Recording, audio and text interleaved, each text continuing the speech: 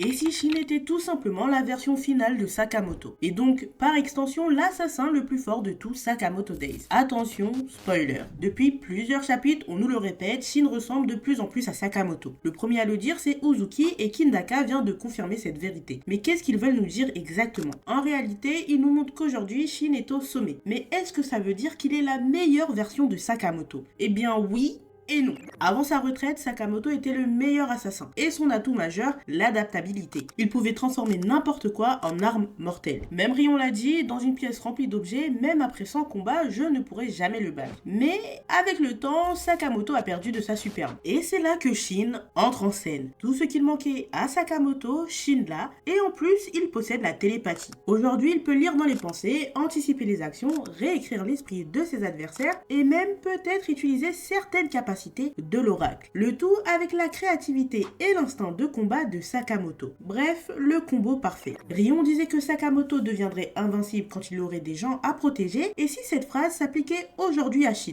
Parce que oui, Shin a tout pour être le Sakamoto parfait. Mais n'oublions pas, rien n'est parfait. À trop lui ressembler, il risque de perdre sa propre identité. Parce qu'au fond, l'élève ne doit pas copier son maître, il doit le dépasser. Et Shin, lui, doit encore prouver qu'il n'est pas simplement une copie de luxe.